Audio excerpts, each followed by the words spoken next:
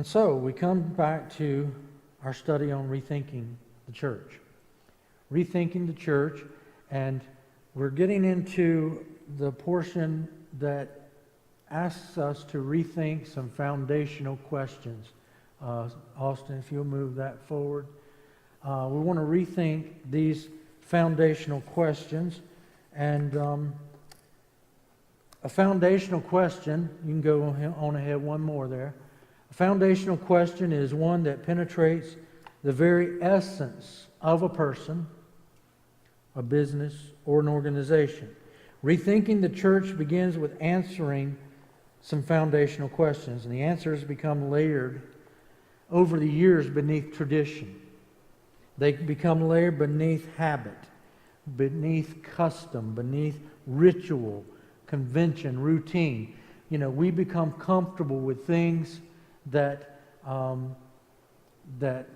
we do regularly, and we often fail to recognize opportunities because they are different from those we've had in the past, whether it be from our appearance as a church or the things that we sing and say and do, or whatever it may be, trends that exist in our society that give us opportunities to meet needs that maybe we haven't been able to meet in the past because doors become open. We have to watch that and recognize it. So to rethink the church, we have to get behind and underneath the methods and the programs that we have become comfortable with, the things that we are used to, and focus on what it is that we're trying to achieve. And so once we understand that, there's a foundation for more creative and effective rethinking and planning on how we can best do church in 2018 and beyond. And so the first of the 5 foundational questions that we should consider is, what is the purpose of the church? What is the purpose of the church? There's a second question, and that is, what is the church's mission? The third one is, what are we trying, or who are we trying to reach for Christ? The fourth one is, what determines whether the church is alive and growing? And the fifth one is, how will we accomplish the mission that God's given to us? We'll leave those 5 things up there, and I'm going to briefly speak on each of those because these questions get to the heart of what it means to be the church. These questions are that's why we're calling them foundational questions. This is basic stuff that many churches don't even consider. So answering these help us to form a basis for creative and comprehensive planning and even, as needed, rethinking.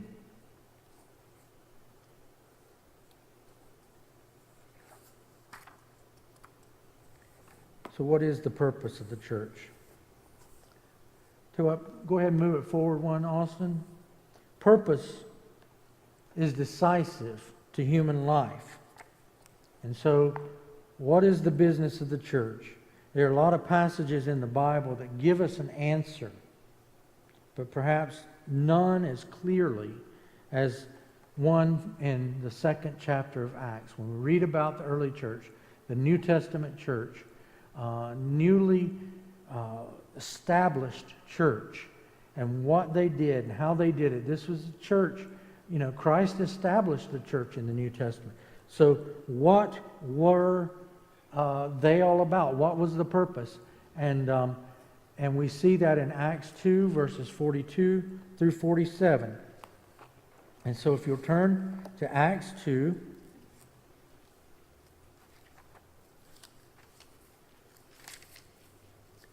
verses 42 through 47, we read these words.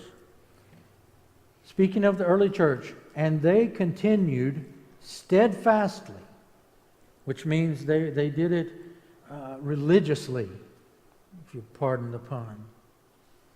Steadfastly in the apostles' doctrine and fellowship, in the breaking of bread and prayers. So they were daily spending time in the Word and the teaching of the apostles.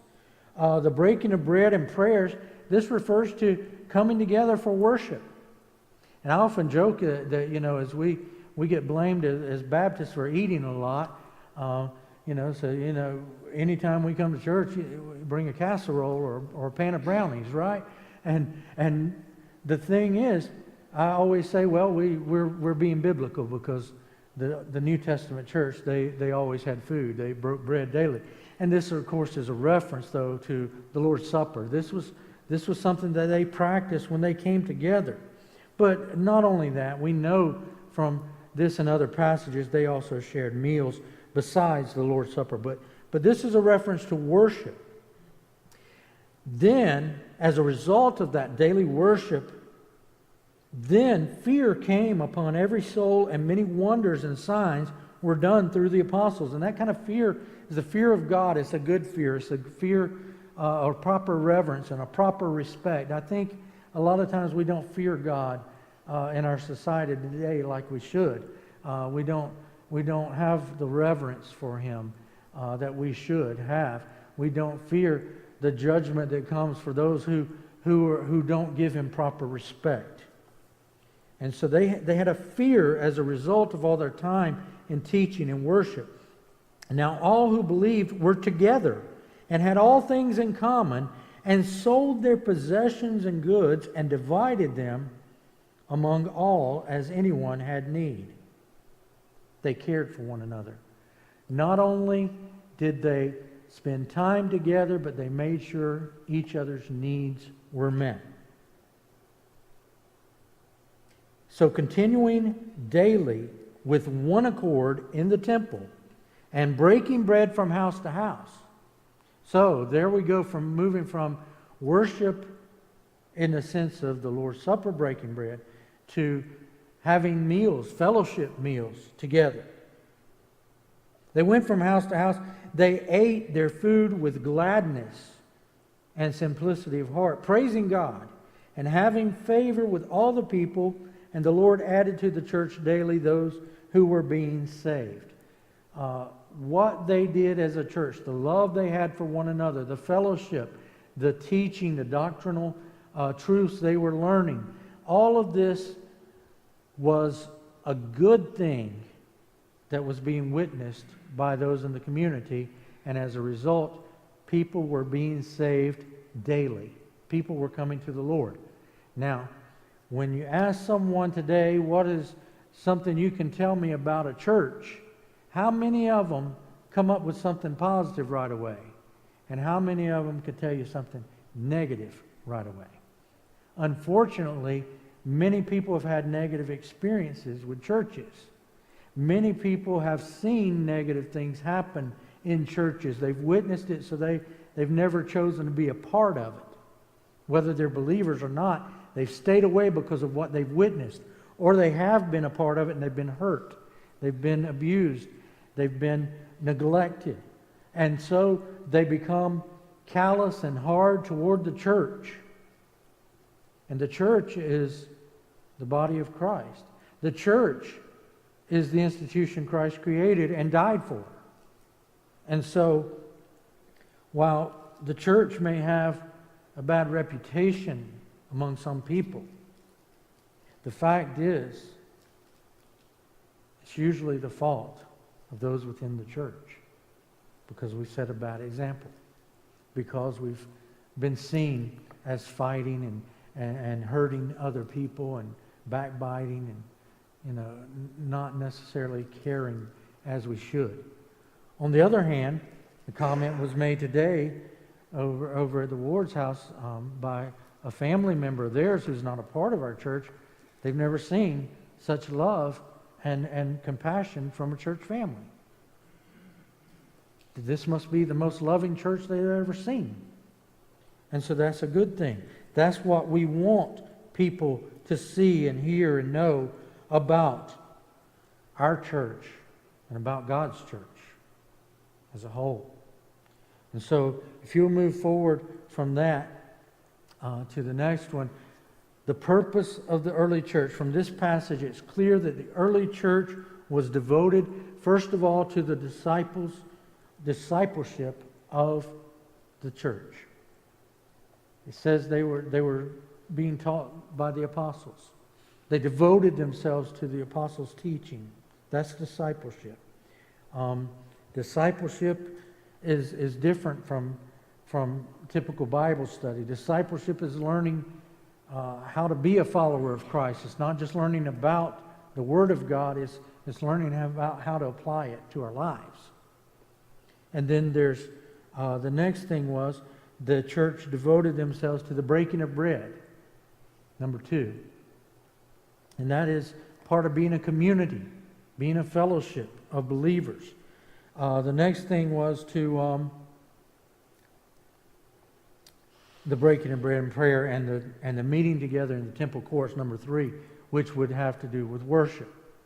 And then number 4 is that of ministry, meeting the needs of other people. And number 5, finally, the church was devoted to church growth. And we see it particularly through evangelism. Church growth through evangelism. We're going to talk about different kinds of church growth in a little bit, but the early church saw people being saved. And so that's a very good clue for us as we follow their example. Now, these 5 activities, discipleship, community or fellowship, worship, ministry, and evangelism, these 5 purposes of the first century church have been and continue to be the 5 purposes of the church today. Think about it. Everything we do should be connected to one of these areas of ministry. Discipleship, community, worship, ministry, and evangelism. This is the business of the church. Now, what can happen in a church, and what often happens in a church, is that the church becomes steeped in tradition. And it gets to the point where the tradition itself becomes worshiped as opposed to the Lord Jesus. And so we have to be very careful that these are the 5 areas that are most important to us, and not our traditions, our customs, our rituals, our comfort zones. We have to be willing to step out of those. And so whether it's a particular event that a church holds, or maybe even meeting the budget itself becomes an item of worship. Maybe even maintaining a building. The building itself can become an item of worship. There's an old story about a lighthouse keeper. He worked on this really rocky stretch of coastline, and every month, at the beginning of the month, he would receive a supply of oil to keep the light burning. So the ships would see the lighthouse and they would steer clear of the rocky coast. But one night, a woman from a nearby village came by and she begged him for some of the oil because her house was cold and her family was freezing. And so he gave her some of the oil. Then another man came by, a father with small children and a wife at home, and they'd run out of oil for their lamps. Children needed to be able to see in the dark and not to be scared. So the light keeper again agreed to give him some of the oil.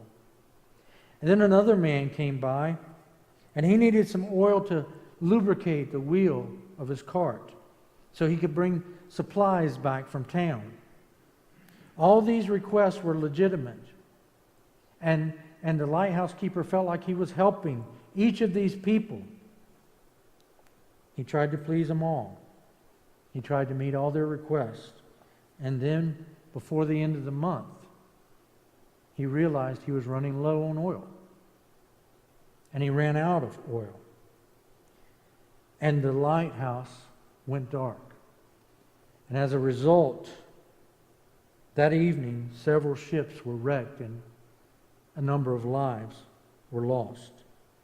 And when the authorities came and investigated, the man was very apologetic. And he told them he was just trying to be helpful. He was trying to help all the people in need.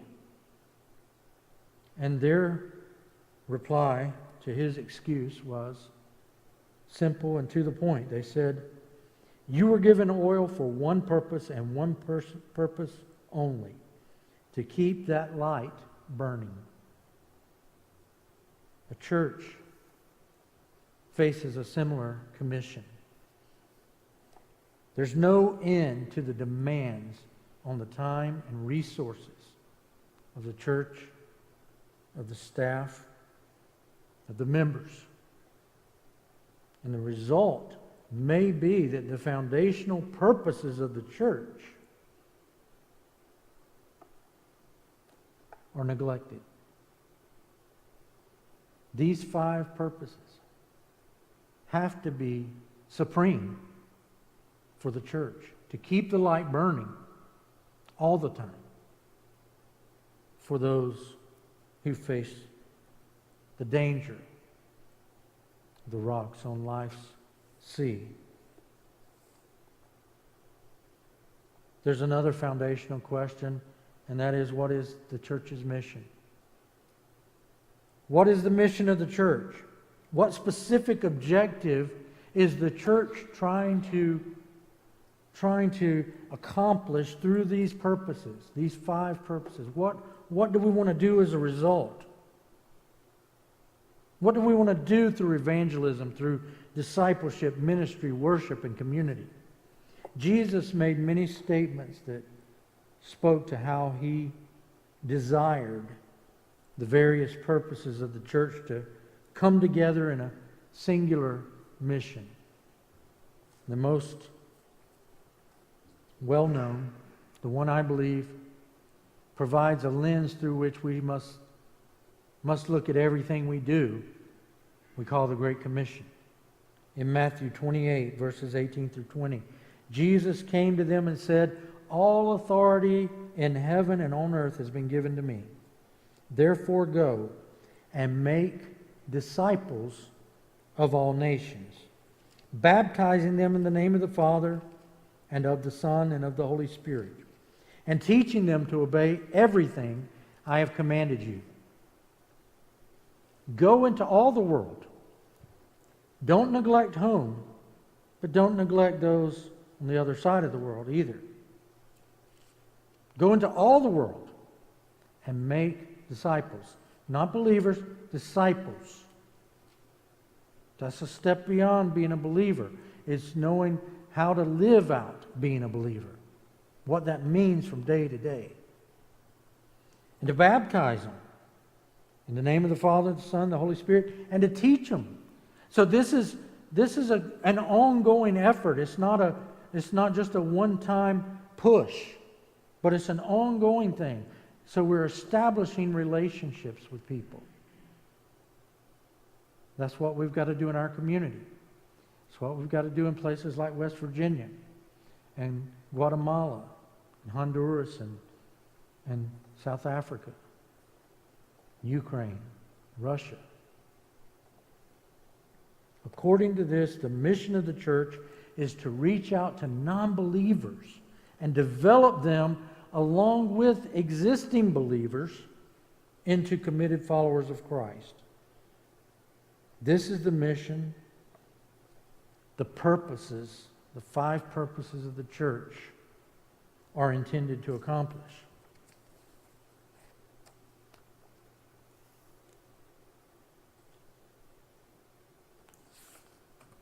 Austin, you can go forward.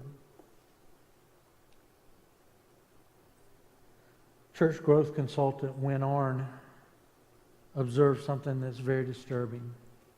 he surveyed 1,000 churches, the members of 1,000 churches. And from that survey, he found 89% of those people, when asked, what is the mission of the church, said it's to care for my family's needs and to care for my needs. Does anybody else find that disturbing?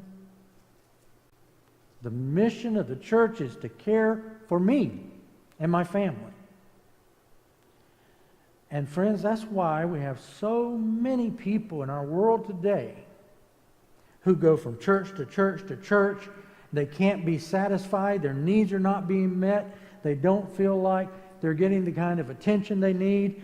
And so many people get upset and leave the church because they say, my needs were not met. It's the reason we have a whole industry for the last 20-something years of church consultants who tell us that we must cater to the felt needs of people. Whether they're truly needs or not, if they're felt needs, they're real. And we have to meet those needs. And we do it through offering alternative worship, alternative studies, alternative activities.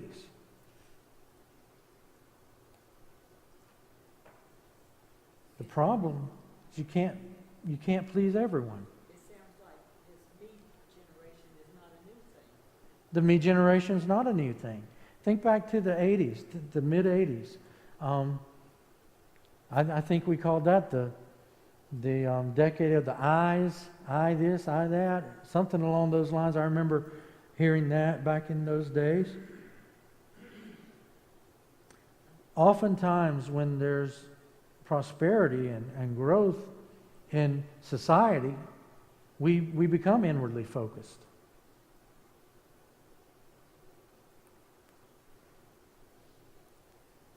Of those who were surveyed, the next point is, what is the mission of the church? 11% said it's to win the world for Christ. 11%. And the disturbing reality is that many churches fail to have a mission of any kind. They're just shooting in the dark. And they fall short. Many of those who have missions or have defined a mission, it falls short of any biblical standards. And so we have to be very careful. What is our mission? Is our mission to care for me, or is our mission to reach the world for Christ? Well, if we go back to the Bible and the Great Commission, we know that it's to reach the world for Christ. Unfortunately, members of 1,000 churches, the majority don't think so. The vast majority. All right, you move on to the next slide. Who are we trying to reach? Who are we trying to reach? You know, the power of a light depends on its focus. Think about that. Light that's diffused doesn't have a lot of impact, but if we take that light and view it through a magnifying glass, or allow it to shine through a magnifying glass, we can start a fire. And that same light, if it's concentrated and focused even more, becomes a laser, and it'll cut through metal.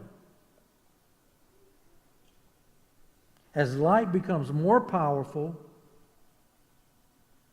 as it's brought into focus, the church becomes more effective as it clearly defines who it is we're trying to reach. Who is our target? The more focused a church is on who we're trying to reach, the more effective we are at reaching them. All right, Austin? Some factors to consider as a church when it comes to examining these types of issues, who we're trying to reach, are, first of all, geographic location. Where are we? I mean, for us, we define that we're in the Robert L. community in Rockingham, in the city, just inside the city limits. But our reach is outside of the city limits as well, obviously, because we're on the boundary. But our geographic location, and it's different from a church in downtown Dallas, Texas, downtown Miami, Florida.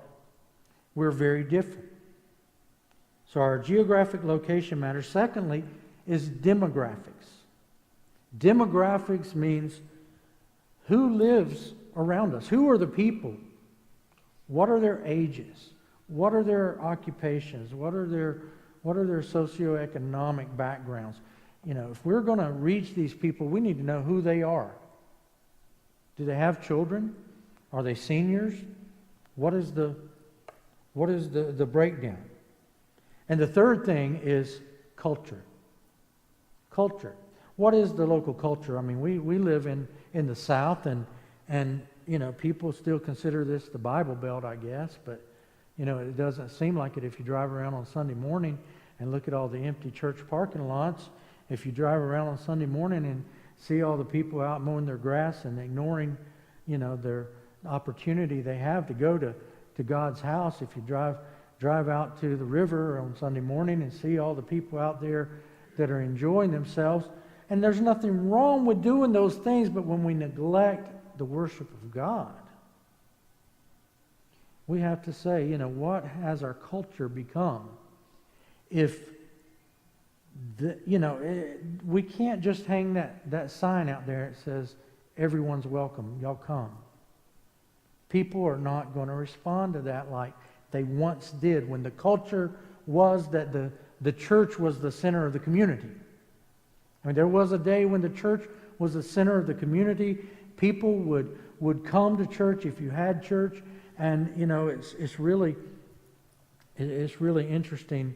We've talked about West Virginia some tonight, and the folks up there where we go, the church is still the center of the community in most of those communities up there, because they don't have a lot else going on.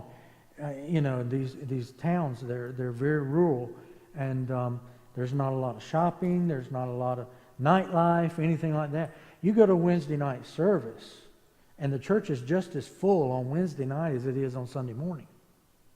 They have church Sunday morning, Sunday night, Wednesday night. The church is packed. Not only is the sanctuary packed, but just like we do, they have kids all around doing things in the back. It's really amazing to witness that. We don't experience that kind of culture anymore here like we did at one time. And I'm not just talking about our church, but in our community, even in North Carolina for the most part. So culture plays a big factor. So when we're trying to determine who it is we're trying to reach, those are the things that we need to consider first of all. The next thing, Austin, is the next thing we want to consider are the 4 types of people that a church can focus on reaching. See, we're not, we say we want to reach anybody and everybody, and that's true. But who do we focus on when we're talking about reaching out to people? See, first of all, we have churched believers. A church believer, someone who is saved, who is a part of a church already. They're not the people we're trying to reach, for the most part. I mean, right? We're not about stealing sheep from other churches. That's not our calling. The next kind of person is a churched non-believer. Now, a church non-believer, if they're in our church, we certainly want to reach them. But they're still not our primary target. Then you have the third type, which are the non-churched believers. People who have been saved, but for whatever reason, they've disassociated themselves or never associated themselves with the church. There's a good target right there. Someone that we need to reach that needs to be, they need to be obedient to God and active in a body of believers. So right there is a good target. And then there's a fourth kind. And this is the one the church needs to focus on. And that is a non-churched non-believer. The non-churched non-believer is the lost person who's not a part of any church at all. They should be our primary focus when it comes to reaching people to grow the church. Jesus taught clearly about this when he said in Mark chapter 2, verse 17, "It is not the healthy who need a doctor, but the sick. I have not come to call the righteous, but sinners." Amen. So if the mission of the church is to reach non-believers, then they have to be the primary target. Now, each of these four types is important. And we need to be willing to welcome anyone who comes into the church, whether they are a non-believer or a believer, whether they've been churched or not. If they come to us, we need to be willing to welcome them. But the ones we need to be focused on going out there getting are the fourth kind, the non-church, non-believers, and then the non-churched believers. So the goal is to reach people for Christ, according to the Great Commission, according to what Jesus said about the sick and the healthy.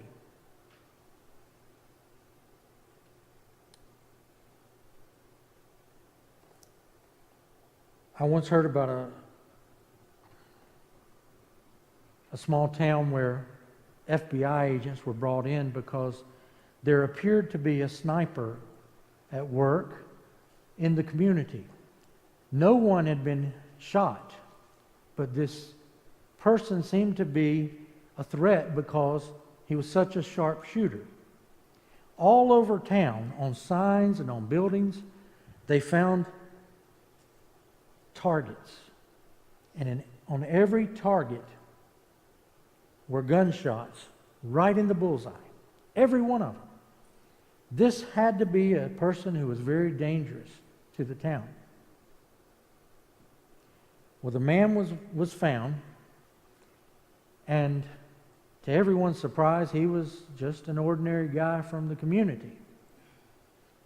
And not particularly a great marksman. And so they asked him, how is it that each of these targets were hit right in the center of the bullseye? He said it was simple. I shot at stuff and then I went and drew a bullseye around it. Now, that's funny. But you know, unfortunately, churches do a lot of stuff like that too. We like something that we've done or something's happened and it seems successful, so we say, okay, that's it. That's our target. That's our niche. We need to stick with that and forsake everything else. When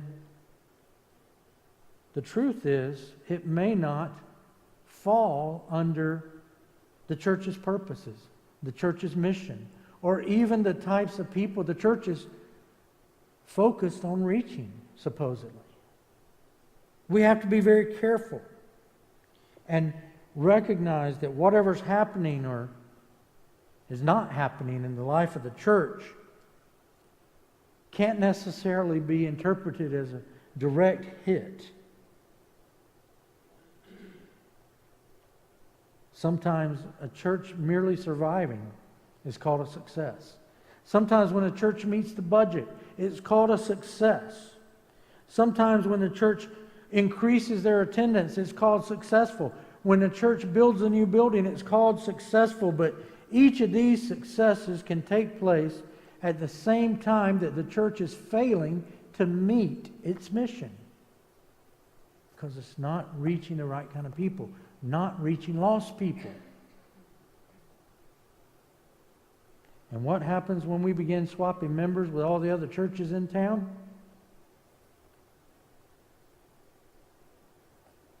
What happens? When we're just swapping members back and forth, there's no continuity. It becomes a popularity contest. Well, this church has more of these type of people. This church becomes the more, I haven't heard anybody say that they came here because we had a great softball team. But you know what? Our softball team played a great game the other night. It was a barn burner. And, it was one on the last batter for the other team. We were winning the game. The last batter of the other team walked up, hit a home run over the fence. And, the last batter for the game. We were, it was that close. It was real. But you know what? We do have a great team of guys. We have a great team of guys. They have a great coach. They have a great attitude.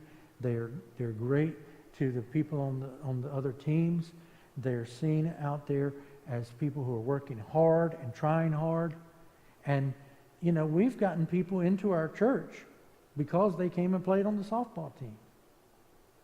Now, they'll admit to you that it's more fun when they're in games like they were Thursday night than it is when they're in games where they're over in 5 innings because of a mercy rule.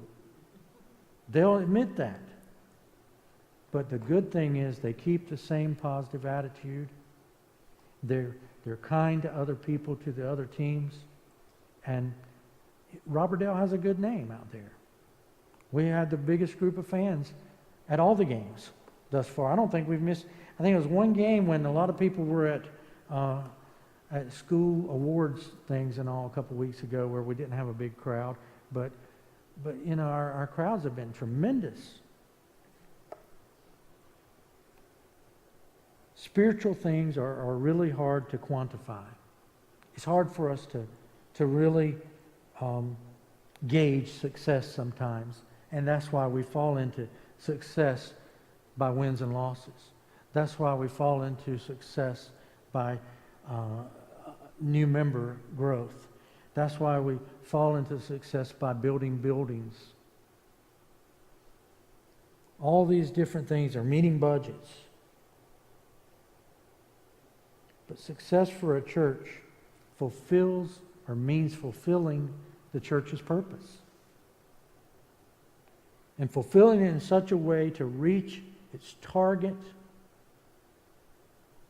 and complete its mission. So benchmarks along the way need to be established. We need to look at how we're doing it, helping people become fully devoted followers of Christ, becoming disciples. So, very quickly we'll run through 4 primary sources of church growth. All right, the first of them is biological growth. This one happens naturally.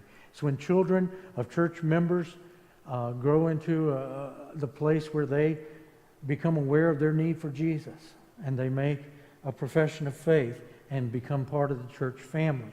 So biological growth, it happens. Secondly is transfer growth. Transfer growth happens when God leads someone from one church to another church. Not discounting that at all. We just can't go trying to pull people away from other churches. So there's a good aspect of transfer growth because God does lead people from one church to another for various reasons. So this is also a valid means of church growth. And another type of church growth is prodigal growth. Prodigal growth involves those who maybe were raised in church and involved in church in some way, maybe even actively involved, and then they just got away and they went off to college or they went out into the workforce and they got away. They strayed, they rebelled in life. They got away from the church and from serving God, and now the Holy Spirit has convicted them. And someone's reached out to them and they come back into the church. That's prodigal growth. And then there is conversion growth. Conversion growth happens when a church reaches out to someone who doesn't know Jesus, and that person becomes a Christian. That person accepts Jesus as Savior. And that is the greatest type of growth. I mean, they're all important, they're all good, but think of it, conversion growth means that another soul has been saved for all eternity and has come into the family of God. Next slide, Austin. The mission of the church involves not only reaching people for Christ, but helping them become fully devoted followers. To be not just a believer, but someone who is growing in spiritual maturity. And measuring spiritual maturity is difficult at best. But there's some characteristics that we can see in people's lives who are on the path to true transformation. The first of them is a pattern of personal spiritual development. And we see that revealed in growth through a life of prayer, worship, and Bible study. The second is involvement in some type of small group community, some small group ministry, some class, whether it's a Sunday school class, a discipleship class, but a small group. The third characteristic is the discovery and use of the spiritual gift or gifts that God has given each of us for His service. And this is a tricky one sometimes. We don't always recognize, quite frankly, what our gifts are. Sometimes we recognize them more quickly in someone else. But the fact is, God's given each of us a gift, at least one gift, to use in the church. We each have a purpose and a plan. The final attribute is the management of financial resources. If Christ is present in a person's life, his or her heart will be tender and generous toward supporting the church in stewardship, in tithing, in offerings. There's a final foundational question. How will we accomplish the mission God's given us? This has to do with strategy. This is where a lot of the challenge of rethinking takes place. The rest of our study, we're going to be attempting to give insight and direction for our time as a church in light of the different purposes and missions of the church. So the church has a fivefold purpose. A unique and compelling mission that those purposes are to achieve, and a means by which to know if we're successful. So we must develop a strategy for our day in light of those timeless foundational anchors. And that strategy always begins with evangelism.